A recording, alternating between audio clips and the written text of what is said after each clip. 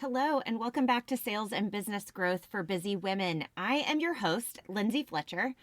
I am a wife of 18 years, a mom of 4. I own multiple businesses, and I'm your resident sales and time management nerd. I am here to help you sell more, get time back in your day, and grow your business. So please hit that follow button wherever you're listening to this podcast. It really blesses me big time, and I'd love for more people to find this show because I know it can help so many women out there. Maybe you could share this podcast with a friend. That would be awesome, and I would be so thankful if you did that. Okay, let's dive into today's episode.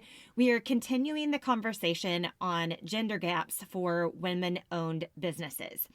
Now, in the last episode of the podcast, episode number 47, I talked a little bit about this study that found that women-run businesses were about 11% less productive than male-run businesses. Now, one of the contributing factors to this lower number, or this less productivity by women-run businesses, is high household work allocation and some other cultural norms that may be in play for women more so than men. And the article that I referenced suggested that we as women have to learn how to more effectively manage our time because we're already at a disadvantage because of maybe those factors.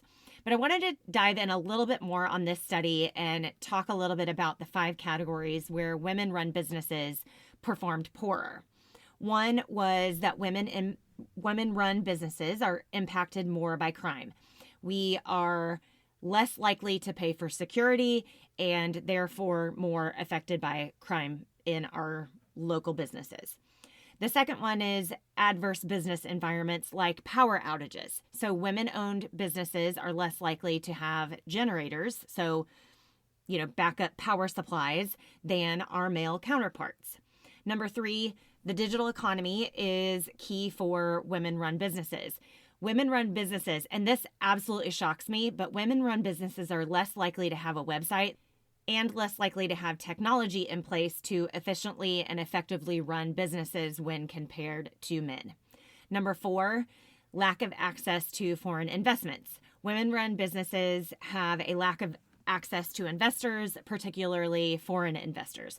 And then number 5, firm age. Women-run businesses are typically younger than male-run businesses, and the longevity of business is an advantage. Now, it wasn't all bad for women. There were 2 categories that women-owned businesses shined and challenged this productivity gap for the genders.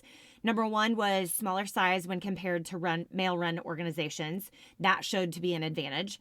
And female-run businesses also had an advantage in the retail sector of business. So again, this article called out cultural norms and institutional factors such as unequal household responsibilities that still needed to be explored. And that could make up a large part of the gaps that this study reported. So here's where my head goes. And this is my experience as a woman, and this may not be your experience. So I'm not generalizing. I'm just telling you where my thoughts go based on my own experience as a woman. I was not taught how to manage money and to make it grow. I wasn't taught how to build a business, and everything that I teach on this podcast, I've either figured out myself through trial and error, like you win some, you lose and learn some, right?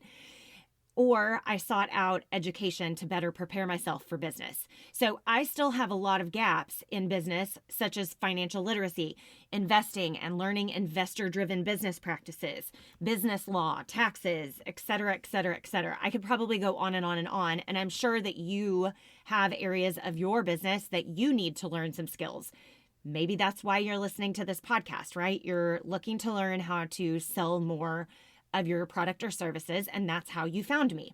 So I've found that many of these gaps in women-run businesses could be resolved with education. And I am not one to sit along and just let this continue to be a problem. I am a fixer of sorts. And so here's what I'm doing about this. I have talked about my online women in business community briefly on this podcast before. And it is a place where I have been doing and hosting monthly trainings within this community. I have big plans for this group in 2025. So first of all, if you have not joined my Women in Business community, you need to hit the pause button, go find the show notes and click the link to join, because you do not want to miss what's going to be happening in 2025.